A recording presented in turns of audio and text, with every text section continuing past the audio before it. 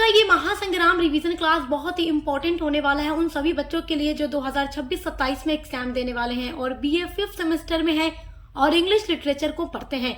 English literature अगर आपका subject है तो आज की वीडियो में मैं लेकर आ गई हूँ इंग्लिश लिटरेचर के paper number 1 classical literature and history of English literature का महासंग्राम क्लास आपके एग्जाम 2026-27 के लिए हर यूनिवर्सिटी के लिए। आप चाहे किसी भी यूनिवर्सिटी से पढ़ाई करते हो, हर यूनिवर्सिटी में यही सारे क्वेश्चन इस बार एग्जाम में आने वाले हैं क्योंकि NAP 2020 के अकॉर्डिंग हर यूनिवर्सिटी का सिलेबस सेम है।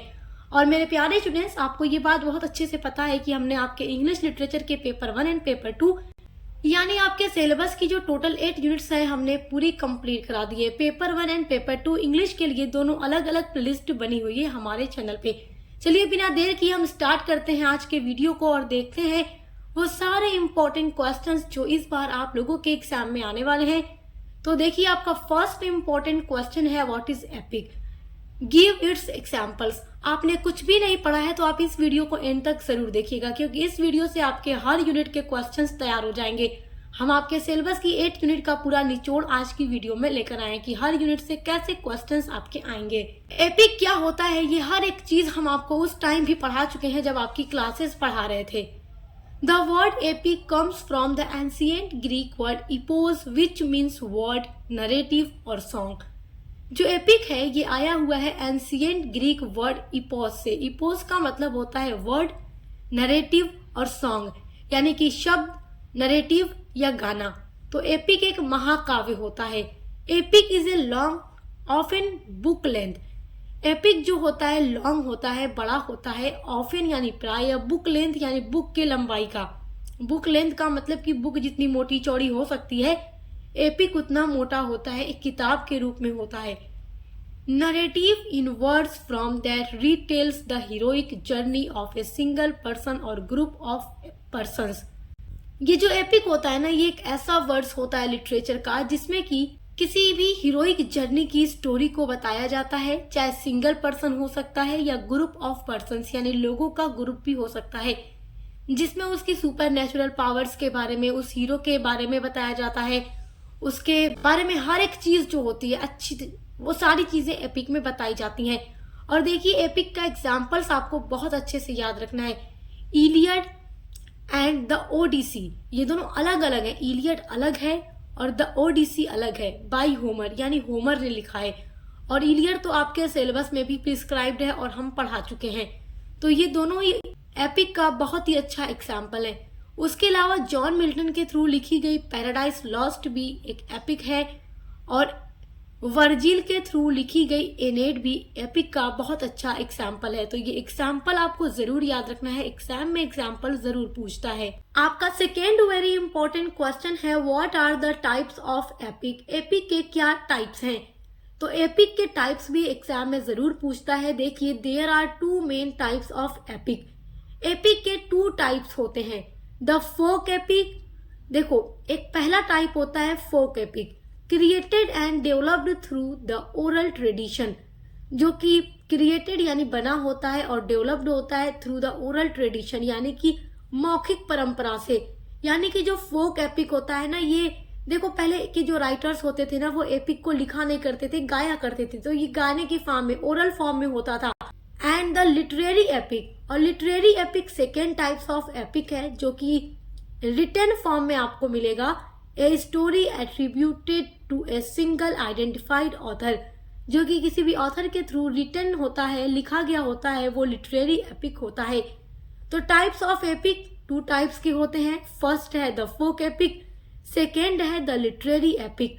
फोक एपिक ओरल होता है जो कि पहले हुआ करता था और लिटरेरी एपिक जो है इसको राइटर्स ने लिखना भी शुरू कर दिया, ये रिटन फॉर्म में मिलता है। तो ये दोनों ही टाइप आपको याद रखना है, एग्जाम के लिए बहुत ही इंपॉर्टेंट है। आपका नेक्स्ट वेरी इंपॉर्टेंट क्वेश्चन है write a note on tragedy. Very very most important topic है ट्रेजेडी आपके सिलेबस का और एग्जाम में ट्रेजेडी से क्वेश्चन जरूर पूछेगा आपका।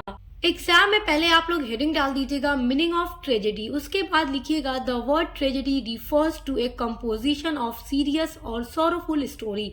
जो ट्रेजेडी वर्ड होता है ना, ये रिफर करता है यानी बताता है टू ए कंपोजिशन मतलब रचना, ऑफ सीरियस और सॉरोफुल जो कि काफी गंभीर होती है, और सॉरोफुल होती है यानी उदास भरी होती है, तो ट्रेजेडी एक ऐसी रचना होती है जिसमें सीरियस और सॉरोफुल इवेंट्स दिखाए जाते हैं। It is drawn to a sorrowful और फैटल कंक्लूजन। तो इसका जो पूरा कंक्लूजन होता है ना, बहुत ही सॉरोफुल होता है, ट्रेजिक होता है। It's ending is usually tragic involving the fall and death of the hero. और इसकी जो एंडिंग होती है ना, हमेशा आमतौर पर ट्रेजिक होती है। ट्रेजिक का मतलब कि इसमें इन्वॉल्व होता है यानी शामिल होता है द फॉल यानी गिरना and the death of the hero. तो ट्रेजेडी के एंड में हमेशा जो मेन हीरो या हीरोइन होते हैं उनकी डेथ हो जाती है और जो पूरी स्टोरी होती है उसकी एंडिंग सैड हो जाती है, उसी को ट्रेजिक बोलते हैं। तो ट्रेजेडी में जितने भी इवेंट्स आप देखेंगे वो दुख भरे देखेंगे, सीरियस देखेंगे और एंड में ये कभी भी हैप्पी एंडिंग नहीं देती, हमेशा ये सैड एंडिंग ही देती है। तो वही ट्रेजेडी होती है। तो ट्रेजेडी के बारे में भी हमने आपको पूरा पढ़ा दिया है।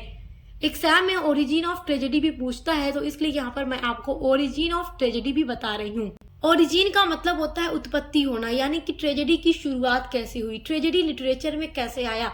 तो ट्रेजेडी तो आप जानते ही हैं कि ड्रामा का एक टाइप होता है। तो ट्रेजेडी कैसे लिटरेचर में आया? The word tragedy is derived from the Greek term tragos, जिसका मतलब होता है गोट। गोट मतलब होता है बकरी। तो जो वर्ड ट्रेजेडी है उसको डिराइव किया गया है, लिया गया है from the Greek term tragos से। ग्रीक लैंग्वेज का टर्म है ट्रेगोस, जिसका मतलब होता है गोट यानी कि बकरी। एंड एडेन, एडेन मतलब होता है टू सिंग यानी गाना। It means goat song. तो ट्रेजेडी का मतलब ग्रीक में कह सकते हैं गोट सॉन्ग यानी कि बकरी के लिए गाना। अच्छा देखो इसका मतलब क्या होता है, यहाँ पर आगे आपको समझ आएगा। Tragedy is a gift of ancient Greece. जो ट्रेजेडी है ना वो गिफ्ट है एंशिएंट ग्रीस का लिटरेचर में। In ancient Athens, Athens Greece की राजधानी है और प्राचीन एथेंस में where tragedy was first performed on stage. और एथेंस में ही पहली बार स्टेज पर ट्रेजेडी को परफॉर्म किया गया था।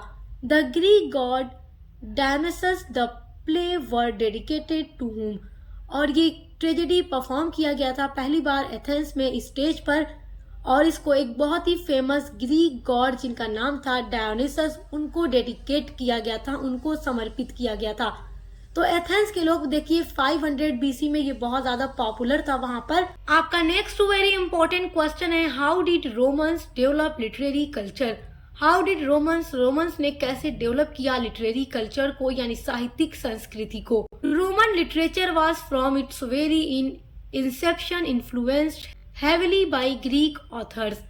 तो देखिए जो रोमन लिटरेचर था वो शुरुआत से ही बहुत ही ज्यादा ग्रीक राइटर्स से प्रभावित था, इन्फ्लुएंस था। Some of the earliest work currently discovered are the historical epics telling the early military history of Rome. Some of the earliest work, और जो प्रारंभिक के कार्य हैं करेंटली डिस्कवर्ड जिनको खोजा गया है, आर द हिस्टोरिकल एपिक्स यानी जो हिस्टोरिकल एपिक्स हैं, telling the early military history of Rome यानी कि वर्तमान में खोजे गए कुछ जो प्रारंभिक वर्क है, ऐतिहासिक एपिक यानी हिस्टोरिकल एपिक के हैं, जो रोम के प्रारंभिक सैन्य इतिहास के बारे में बताते हैं। आपका नेक्स्ट वेरी इंपॉर्टेंट क्वेश्चन है, write a note on Augustan age. देखिए जो रोमन्स का लिटरेचर है और जो ऑगस्टन एज है, ये सारा ऐसा टॉपिक है जिसके बारे में हमने डिटेल में आपको पढ़ा दिया है जब आपकी यूनिट्स को पढ़ा रहे थे। तो आप उस वीडियो को जरूर देखिएगा, पूरी क्लासेस किए रहेंगे तो एग्जाम में क्वेश्चन आंसर लिखना आपके लिए बहुत ही आसान होगा। तो ऑगस्टन एज भी आपके एग्जाम के पॉइंट ऑफ व्यू से बहुत ही इंपॉर्टेंट क्वेश्चन है। ऑगस्टन एज के लिए आप पहले हेडिंग डालिएगा, उसके बाद लिखिएगा the term Augustan age can refer to two distinct periods. जो टर्म ऑगस्टन एज है कैन रिफर, ये दो अलग अलग पीरियड को रिफर करता है। टू डिस्टिंक्ट पीरियड मतलब दो अलग अलग पीरियड के बारे में, दो अलग अलग टाइम के बारे में ऑगस्टन एज बताता है। फर्स्ट जो टाइम है वो रिफर करता है the reign of the Roman emperor Caesar Augustus 31 BC से लेकर 14 एडी तक यानी कि 14 एडी तक। एंड जो second period Augustan age refer करता है वो है the early 18th century in English literature. देखिए इंग्लिश लिटरेचर जब भी आप पढ़ते हैं तो आपका ऑगस्टन एज एक बहुत ही इंपॉर्टेंट टॉपिक आता है और ऑगस्टन एज के लिए दो टाइम को याद रखा जाता है। द रेन, रेन मतलब होता है शासन काल of the Roman emperor, Roman emperor यानी रोमन सम्राट थे जिनका नाम था सीजर ऑगस्टस।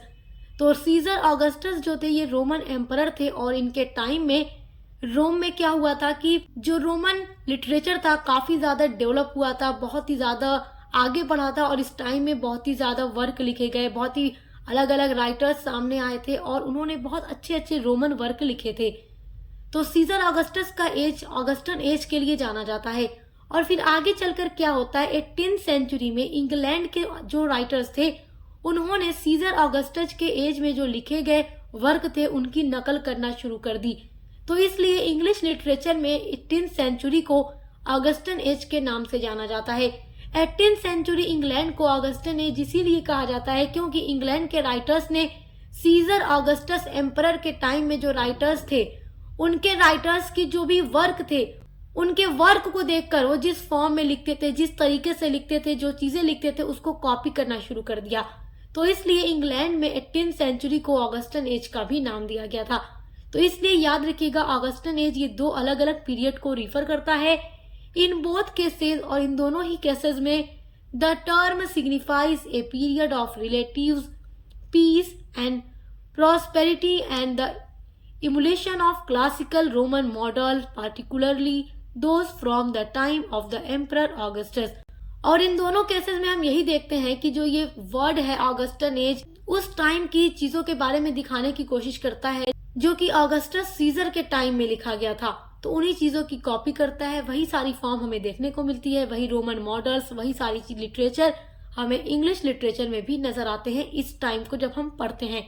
तो वही है ऑगस्टन एज। जब हमने आपकी क्लासेस पढ़ाई थी तब उसमें हमने आपको 18th सेंचुरी इंग्लैंड के बारे में भी और रोमन हिस्ट्री में ऑगस्टन एज के बारे में दोनों को अलग अलग तरीके से पढ़ाया था। तो आप उस वीडियो को भी जरूर देखिएगा। बाकी आप अपने आंसर में वेरी शॉर्ट में इस तरीके से लिखेंगे तो आपको नंबर मिल जाएगा। आपका next very very important question है, write a note on Plato's the Republic.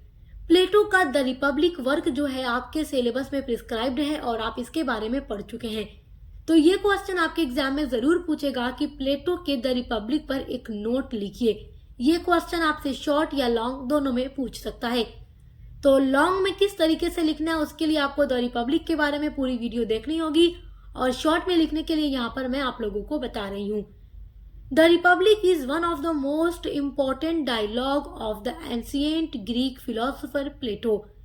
जो रिपब्लिक है एक बहुत ही फेमस और बहुत ही इम्पोर्टेंट डायलॉग है, संवाद है of the ancient Greek philosopher, जो कि प्राचीन ग्रीक के फिलोसोफर यानी दार्शनिक हैं प्लेटो।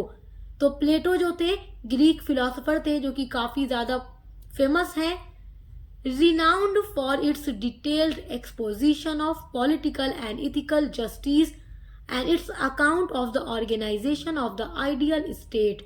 renowned मतलब होता है फेमस होना या प्रसिद्ध होना।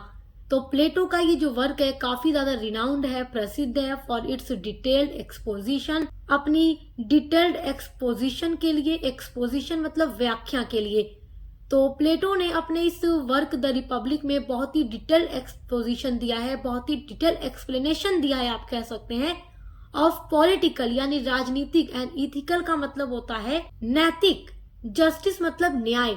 तो ये जो बुक है ना प्लेटो की, इसमें उन्होंने पॉलिटिकल और इथिकल जस्टिस के बारे में बताया है, and its account of the organisation of the ideal state. तो इस बुक में प्लेटो ने राजनीतिक और नैतिक न्याय की बहुत ही विस्तृत व्याख्या की है और आदर्श राज्य के संगठन के लिए विवरण भी दिया है।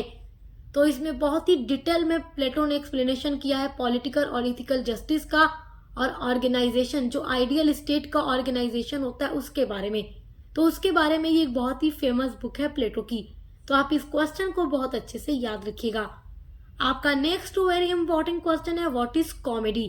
तो कॉमेडी बहुत ही इंपॉर्टेंट टॉपिक है आपके एग्जाम के लिए, जो वेरी शॉर्ट या लॉन्ग तीनों में पूछ सकता है। और कॉमेडी के बारे में भी हम डिटेल में आपको पढ़ा चुके हैं।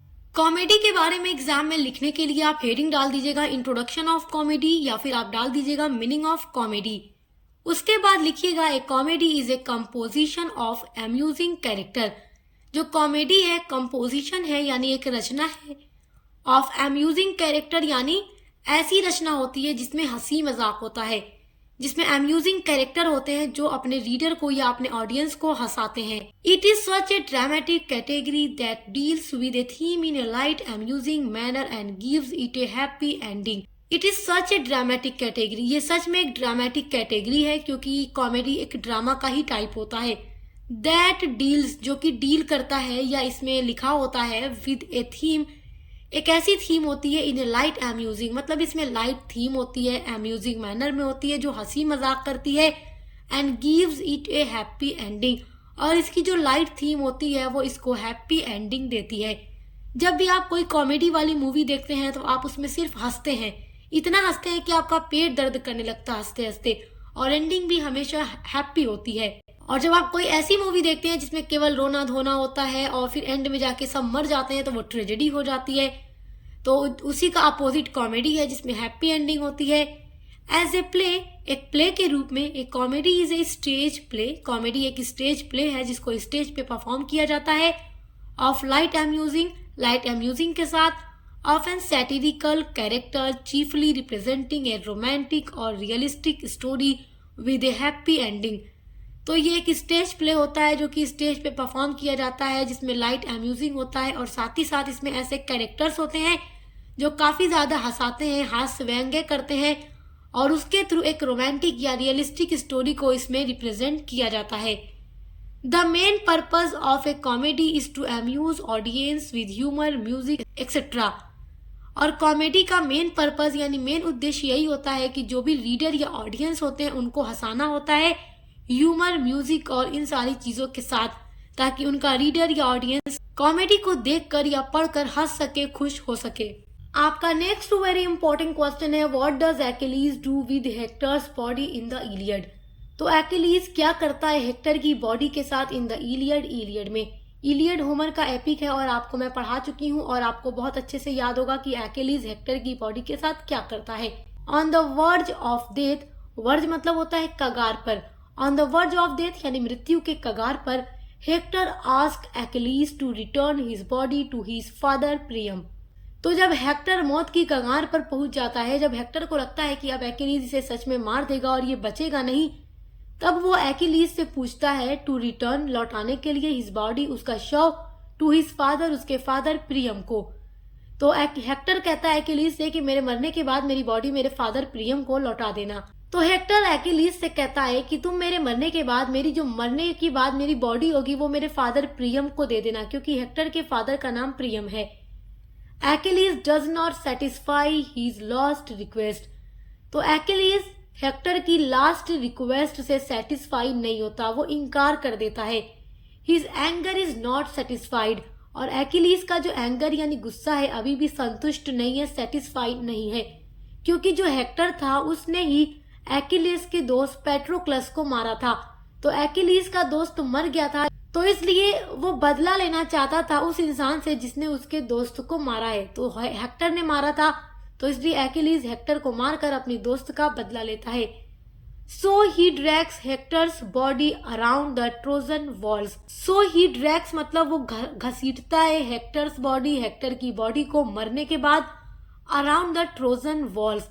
तो जो ट्रोजन की दीवारें होती हैं उसके चारों तरफ एक्किलीज हेक्टर की बॉडी को घसीटता है। After Patroclus body is burnt on a pyre and his remnants are buried. और जब पेट्रोक्लस जो कि एक्किलीज का दोस्त था, और देखिए जब पेट्रोक्लस को चीता पर जला दिया जाता है और उसके बचे हुए अवशेषों को जब दफन कर दिया जाता है, एक्किलीज कंटिन्यूज अब्यूजिंग हेक्टर्स बॉडी। तब तक एक्किलीज हेक्टर की बॉडी को गालियां दे रहा था और घसीट रहा था। लेटर, बाद में, ही रिटर्न्स इट टू प्रियम, और बाद में ये सब कुछ करने के बाद एक्किलीज हेक्टर की बॉडी को हेक्टर के फादर प्रियम को लौटा देता है। जब प्रियम एक्किलीज के पास आते हैं और कहते हैं कि तुम मेरे बेटे की शव मुझे लौटा दो, मेरे बेटे की डेड बॉडी मुझे लौटा दो, तब एक्किलीज को प्रियम में अपना फादर नजर आ जाता है कि एक फादर कैसे अपने बेटे की बॉडी के लिए रिक्वेस्ट कर रहा है। तब जाकर एक्किलीज हेक्टर की बॉडी को उसके फादर प्रियम को लौटा देता है। तो ये पूरा ही जो एपिक है मैं आपको पढ़ा चुकी हूँ, आप पढ़ लीजिएगा। इसमें ट्रोजन वॉर के बारे में बताया गया है जो 10 सालों तक चला था ये युद्ध, और फिर उसी को पूरा होमर ने अपने इस एपिक में डिफाइन किया है। आपका नेक्स्ट वेरी इंपॉर्टेंट क्वेश्चन है, who is the king of Athens in Oedipus Rex. Oedipus Rex Sophocles का एक ड्रामा है जो आपके सिलेबस में प्रिस्क्राइब्ड है और हम आपको पढ़ा चुके हैं। ओडिपस रेक्स से बनने वाला जो इम्पोर्टेंट लॉन्ग क्वेश्चन आंसर है, शॉर्ट क्वेश्चन आंसर है, उस पर हमने सेपरेट वीडियो भी अपलोड की है जिसमें केवल इसी से बनने वाले क्वेश्चन आंसर को डिस्कस किया है, तो आप देख कर तैयार कर सकते हैं। आपके हर एक टॉपिक पर अलग से भी वीडियो बनी हुई है। तो देखिए, Theseus is the king of Athens in Oedipus racks. तो ओडिपस रेक्स ड्रामा में एथेंस का राजा थीसियस है, ए रिनाउंड एंड पावरफुल वॉरियर, जो कि एक प्रसिद्ध, रिनाउंड मतलब होता है प्रसिद्ध, एंड पावरफुल वॉरियर मतलब होता है योद्धा, जो कि एक बहुत ही प्रसिद्ध पावरफुल योद्धा है। नेक्स्ट वेरी इंपॉर्टेंट क्वेश्चन है, who is Laius in Oedipus Rex. Oedipus Rex drama में लाइस कौन है? Laius was the king of Thebes and he was killed where 3 road met. Laius जो था ये किंग था थेब्स का। तो ओडिपस रेक्स ड्रामा में थेब्स का राजा लाइस था जो कि मारा जाता है, इसका मर्डर हो जाता है जहां पर 3 रोड आपस में मिलते हैं। Actually he was the father of Oedipus racks, वो ओडिपस रेक्स का फादर था और ये बात बाद में ओडिपस को पता चलती है और मारने वाला ओडिपस खुद था अपने फादर को, लेकिन ये नहीं जानता था कि जिस आदमी को वो मार रहा है वो उसके अपने ही फादर हैं। देखिए क्या होता है ओडिपस में, ओडिपस के लिए भविष्यवाणी की गई थी कि वो अपने ही फादर को मार देगा और अपनी माँ से शादी कर लेगा। तो उसी चीज से बचने के लिए राजा लायस और इनकी जो क्वीन जो कास्टा थी उन्होंने अपने बेटे को किसी और को दे दिया था। तो फिर जब वो ओडिपस को पालते हैं, बड़ा करते हैं, तो ये भविष्यवाणी ओडिपस को भी कोई बताता है और ओडिपस को लगता है कि यही मेरे सगे माँ बाप है। तो इस भविष्यवाणी से बचने के लिए वो भाग जाता है। तो उस जगह को छोड़ के वो भागता है और थेब्स सिटी की ओर आ जाता है और आकर वहां पर मार देता है अपने ही सगे फादर किंग लाइस को, जो कि अनजाने में मारता है, नहीं जानता कि ये मेरे फादर हैं। इस तरीके से भविष्यवाणी का पहला हिस्सा सच हो जाता है और आगे चलकर जोकास्टा से शादी होती है और भविष्यवाणी सच हो जाती है। आपका नेक्स्ट वेरी इंपॉर्टेंट क्वेश्चन है, how does Oedipus save थेब्स before becoming it's king.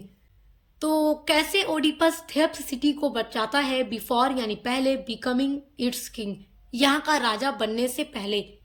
तो देखो, जब ओडिपस थेब्स का राजा बनने से पहले कॉरिंथ से भाग कर आता है, कॉरिंथ जगह से जब ये भाग कर थेब्स की तरफ आता है तो वो देखता है कि यहाँ पर एक दरिंदा है जो लोगों को परेशान करता है और उसका नाम है स्फिंक्स। तो ये जो स्फिंक्स है यहाँ के लोगों को काफी ज्यादा परेशान करता है और लोगों को चैन से नहीं रहने देता, क्योंकि स्फिंक्स की एक पहेली है जिसको आज तक थेब्स के लोगों ने सुलझा नहीं पाया और ये कहता है कि अगर तुम इसको सुलझा दोगे तो मैं तुम लोगों को छोड़ दूंगा। तो जब ओडिपस आता है तब वो स्फिंक्स की पहेली को सुलझाता है। पहेली क्या थी? पहेली ये थी कि वो कौन सी चीज है जो सुबह में 4 पैरों पर, दोपहर में 2 पैरों पर और शाम में 3 पैरों पर चलता है। तो थेब्स के लोग इस पहेली को नहीं सुलझा पा रहे थे और जब यही सवाल स्फिंक्स ओडिपस से पूछता है तो ओडिपस इस पहेली को सुलझा देता है। वो कहता है कि वो मनुष्य है जो सुबह में 4 पैरों पर, दोपहर में 2 पैरों पर और शाम में 3 पैरों पर चलता है। अब कैसे, ये आप सुनिए। जब बच्चे छोटे होते हैं, शिशु अवस्था में होते हैं, तब वो 4 पैरों पर यानी कि अपने दोनों हाथों और पैरों से रेंगता हुआ चलता है और जब वही बड़ा होता है, जवान होता है, जवानी के टाइम में वो अपने 2 पैरों पर चलता है और बुढ़ापे में वो लाठी का सहारा लेकर चलता है, यानी शाम के समय में वो 3 पैरों पर चलता है। तो यही पहेली ओडिपस सुलझा देता है। Sphinx placed a great plague on Thebes and its someone answered wrong it. तो स्फिंक्स ने यहाँ पर एक बहुत ही भयानक प्लेज फैलाया हुआ था और यहाँ के लोगों को एक पहेली में उलझा रखा था जिसका लोग हमेशा गलत आंसर देते थे। Oedipus answered the reader of sphinx and sphinx suicide. In this way Oedipus save थेब्स। और जब स्फिंक्स की पहेली को ओडिपस सुलझा देता है तो वो स्फिंक्स अपने आप ही मर जाता है, सुसाइड कर लेता है और इस तरीके से ओडिपस थेब्स के लोगों को बचा लेता है। और जब थेब्स के लोगों को बचा लेता है तो वहां के लोग उसका वेलकम करते हैं अपनी सिटी में और अपनी विधवा रानी जोकास्टा की शादी ओडिपस से करा देते हैं। और दरअसल वही जोकास्टा ओडिपस की रियल मदर थी, जो कि ओडिपस को खुद नहीं पता था। और इस तरीके से पूरी भविष्यवाणी सच हो जाती है। वो थेब्स आने से पहले अपने फादर को मारता है और आकर अपनी मदर से शादी करता है, मगर ये सब कुछ अनजाने में होता है। अनजाने में ही सही भविष्यवाणी सच हो जाती है। आपका नेक्स्ट वेरी इंपॉर्टेंट क्वेश्चन है, why did Creon go to the oracle. Creon oracle के पास क्यों जाता है? Creon was sent to Delphi by Oedipus to seek advice of Apollo to save the Thebes from horrible plague. तो Oedipus ने खुद ही crayon को डेल्फी के पास भेजा था, ओरेकल के पास भेजा था, ये पूछने के लिए कि जाओ डेल्फी से ये पूछ कर आओ कि थेब्स सिटी को इस भयानक प्लेग बीमारी से कैसे बचाया जा सकता है।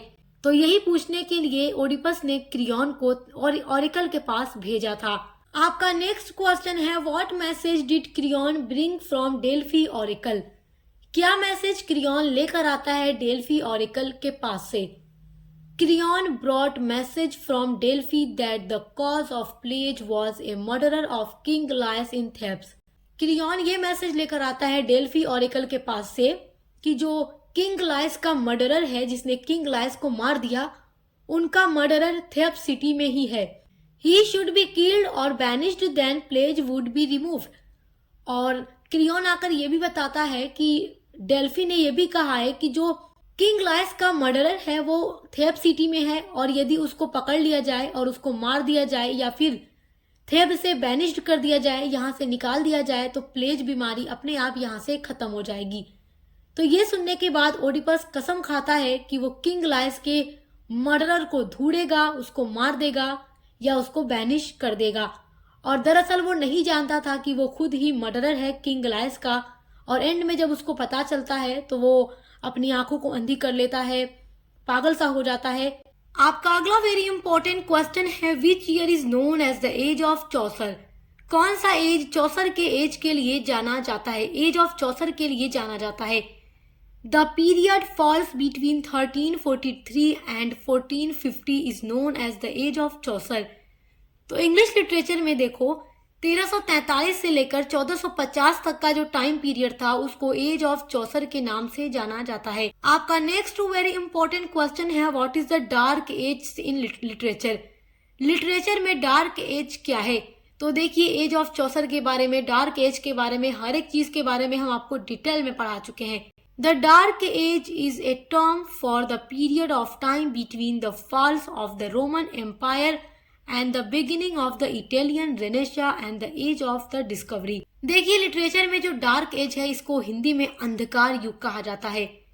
For the period of time between the falls of the Roman Empire, और रोमन एम्पायर का पतन हो रहा था यानी फॉल्स हो रहा था, एंड बिगिनिंग शुरुआत हो रही थी इटालियन रेनेसा की, वो रेनेसा जो इटली में हुआ, उसके बीच का जो टाइम था, बिटवीन मतलब बीच के टाइम का, रोमन एम्पायर खत्म हो रहा है, इटालियन रेनेसा शुरू हो रहा है। एज ऑफ डिस्कवरी, क्योंकि रेनेसा के टाइम पर बहुत ही ज्यादा चीजें डेवलप हुई थी, डिस्कवरी का एज था, उसकी शुरुआत हो रही है, रोमन एम्पायर खत्म हो रहा है, उसके बीच का जो टाइम था ना उसको लिटरेचर में डार्क एज के नाम से जाना जाता है। और डार्क एज में बहुत ज्यादा चीजें जो थी वो बहुत ज्यादा जो चीजें थी वो रिटन फॉर्म में नहीं मिल रही थी, मतलब डॉक्यूमेंट उसके बहुत ज्यादा नहीं थे। और जब इटालियन रेनेसा शुरू होता है तो एज ऑफ डिस्कवरी की शुरुआत होती है और हर एक फील्ड में काफी ज्यादा डेवलप हमें देखने को मिलता है। तो सारी चीजें हम आपको पढ़ा चुके हैं डिटेल में। देखिए आपका अगला क्वेश्चन है, बहुत इंपॉर्टेंट क्वेश्चन है, right the name of English poets of Renaissance. English poets के नाम लिखिए जो रेनेसा के टाइम पर थे।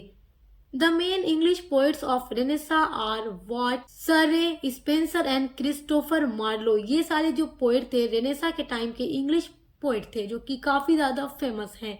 आपका नेक्स्ट वेरी इंपॉर्टेंट क्वेश्चन है, what are the most important feature of the growth of the novel in 18th century. What are the most important feature, बहुत ही इम्पोर्टेंट फीचर क्या है growth of the novel, novel के growth होने का इन 18th century, 18वीं शताब्दी में novel के बढ़ने का, ग्रोथ होने का क्या इंपॉर्टेंट फीचर है।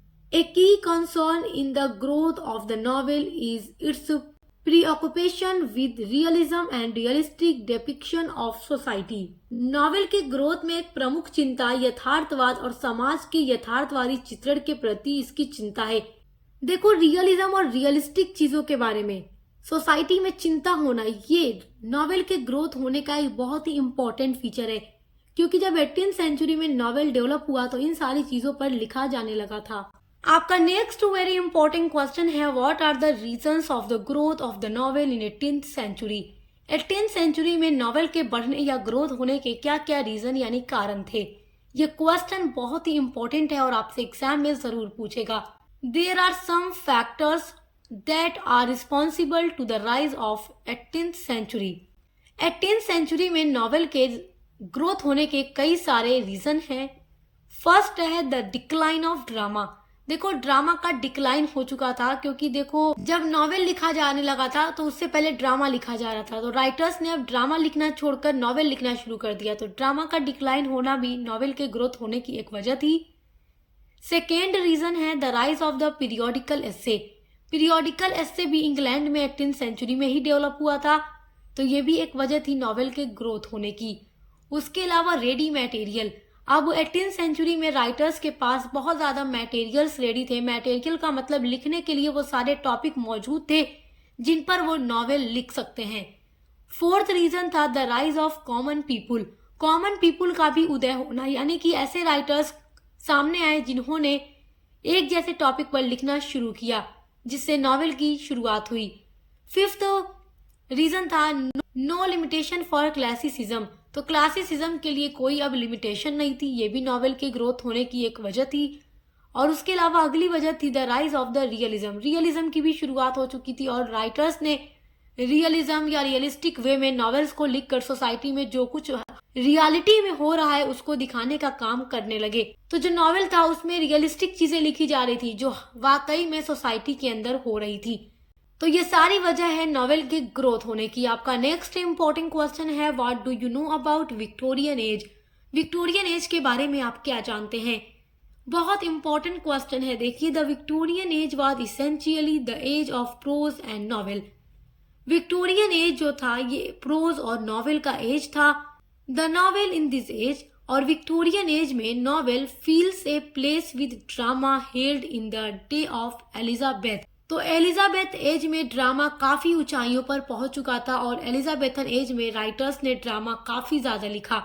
और जब विक्टोरियन एज आता है तो विक्टोरियन एज में ड्रामा की जगह नॉवेल ले चुका था, क्योंकि अब ड्रामा को छोड़कर लोगों ने नॉवेल लिखना शुरू किया था। तो विक्टोरियन एज नॉवेल और प्रोज का एज था। जिस तरीके से एलिजाबेथन एज में ड्रामा था वैसे ही विक्टोरियन एज में नॉवेल था। आपका नेक्स्ट वेरी इंपॉर्टेंट क्वेश्चन है व्हाट इज जॉर्जियन पोएट्री और Georgian period in English poetry.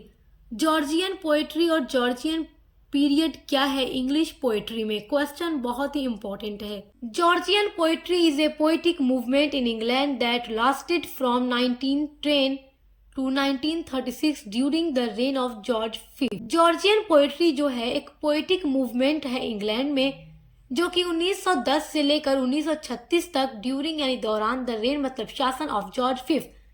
तो इंग्लैंड में जॉर्ज फिफ्थ के टाइम के दौरान 1910 से लेकर 1936 तक जॉर्जियन पोएट्री का टाइम था जो कि एक पोएटिक मूवमेंट था। The works of the participating poets are included in Georgian poetry a series of anthologies. तो ये जो पूरा मूवमेंट था इसमें पोएट्स का पूरा भाग था, मतलब पोएट्स पार्टिसिपेट कर रहे थे, सारे पोएट्स इंक्लूड थे और जॉर्जियन पोएट्री को लिख रहे थे जो कि एक सीरीज था, श्रृंखला था ऑफ एंथोलॉजीज यानी संकलन का। आपका next very most important question है what are the main features of 20th century novel. 20th century novel के मेन फीचर्स क्या क्या हैं? This is very very important question. 20th century novel का फीचर आपसे जरूर पूछेगा। The main features of 20th century novel are concentration on urban middle class. 20th century novel का जो मेन फीचर है उनमें पहला है कॉन्सेंट्रेशन यानी केंद्रित करना, ध्यान केंद्रित करना ऑन अर्बन मिडिल क्लास। जो शहरी मिडिल क्लास लोग हैं उन पर कॉन्सेंट्रेट करना 20th सेंचुरी नॉवेल का पहला फीचर है। प्रोस्पेंसिटी टू इंट्रोस्पेक्शन यानी आत्मनिरीक्षण की प्रवृत्ति दूसरा फीचर है। Introduction of the stream of consciousness.